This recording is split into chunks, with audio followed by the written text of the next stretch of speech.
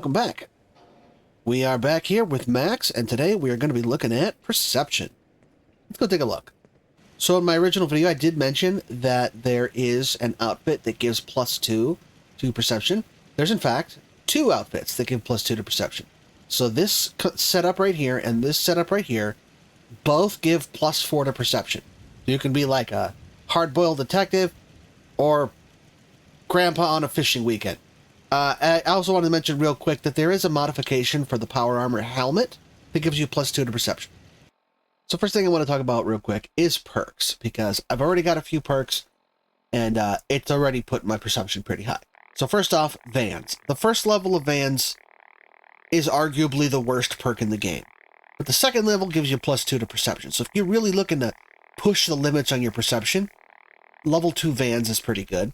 Although, before you go and do that, Night Person is actually better. This only works at night, obviously it's in the name, but level 1 gives you the +2 instead of the second level. The second level brings it up to +3 and gives you night vision.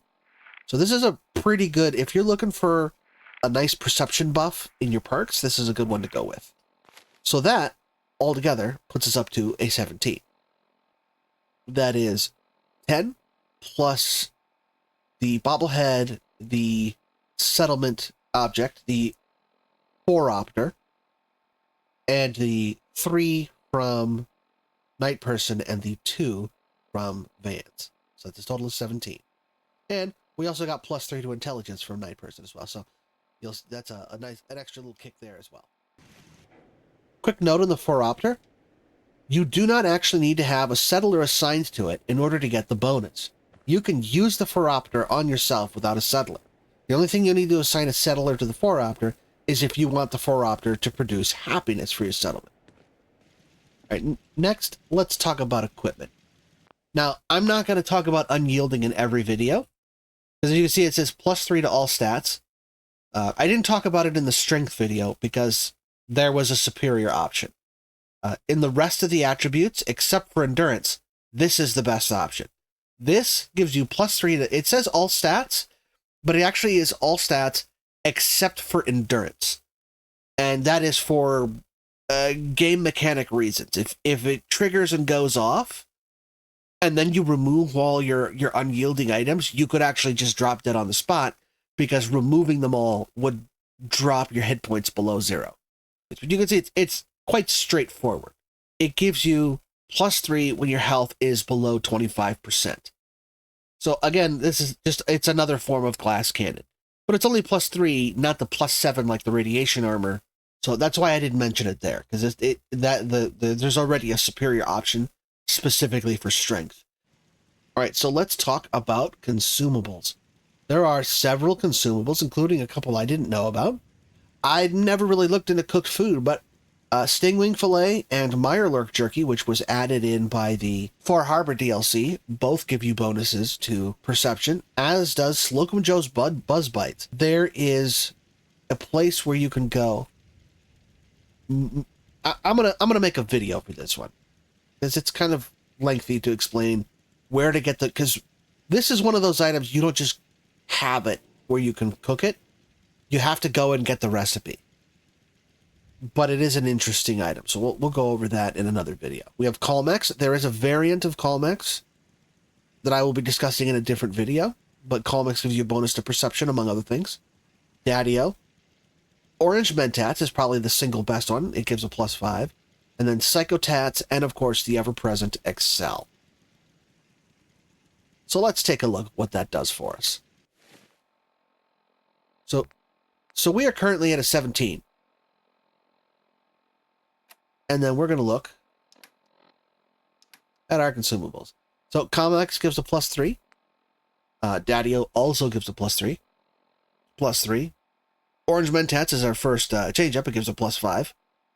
Slocum's Buzz Bites gives a +1, but it also gives a bonus to AP. Stingwing also gives a +1. And then, of course, Excel gives +2 to everything. Let's go ahead and pop these off one at a time here, so we can see what stacks and what doesn't. So that puts us up to a 20. That puts us up to a 23. Got our first food item. That puts us up to a 26. Stinging Fillet. It's a 27. Locum's Buzz Bites. That's up to a 28. And then Orange Mentats, 33. And Excel, that is a 35. So all of those items do in fact stack. And we are already at a 35 perception, and we haven't put on any equipment yet. So let's talk about equipment. Now, there's a lot of different outfits that you can use to give you +1 to perception.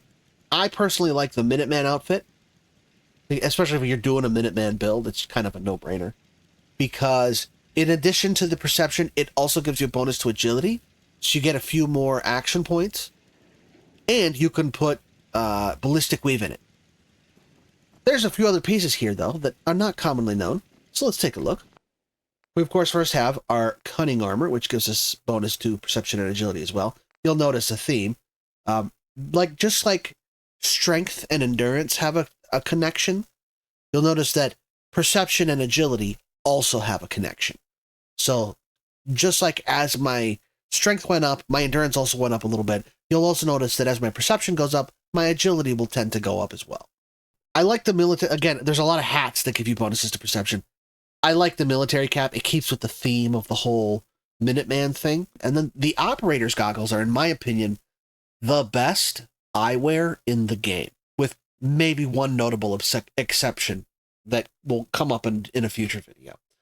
And that is because the operator's goggles and the operator's, I think they're called wraparound glasses or something like that, are the only eyewear in the game that give a bonus both to defense and energy defense.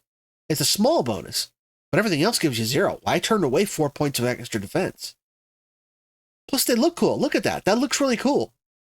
The goggles give you +4, and then the other ones, that the operator glasses or whatever they're called, give you +2. So these are the better ones. And I think these look better anyway. These are my favorite goggles in the game. But let's go ahead and equip all this stuff. All right, and we are already up to a 46. So that gave us 1, 2, 3, 4, 5, 6, 7, 8, 9. So that puts us up to a grand total of 46. Keep in mind, if you do decide to go the glass cannon route and you decide to try Unyielding, that'll give you an extra 10 points. So that'll put you up to a grand total of 56, and then 57 for the settlement object.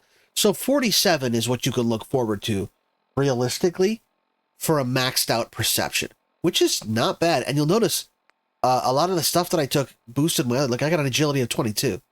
So this guy is... Well, let's take a look at what that did to our... Look, we have 305 AP, and I don't have any perks that can be bonuses to AP. So this guy's pretty lethal with a gun in his hands. All right, so there's something that I want to start doing at the end of every episode, and that is adding our new score to the leaderboard here. So for perception, we had a maxed out of 57. 2, 5, and 7. All right. So a quick note on last week's video. We're changing the max to 76 because I was able to confirm that even though the wiki says that you can get rad powered on helmets, that's only through console commands. It will never naturally spawn because helmets do not spawn with legendary effects. So I will not be including helmets anymore. The only exception being if a helmet is a unique helmet like the Destroyer helmet. But yeah, the only way to get a helmet with a unique effect is if it's a unique named item. You will not get randomly generated loot with a legendary effect on it if it's a helmet. All right, so there you have it. 57 is our high water mark for perception. Next time, we're going to be doing E for endurance. Thanks for checking out my channel. Don't forget to like and subscribe, and I'll see you guys next time. Bye.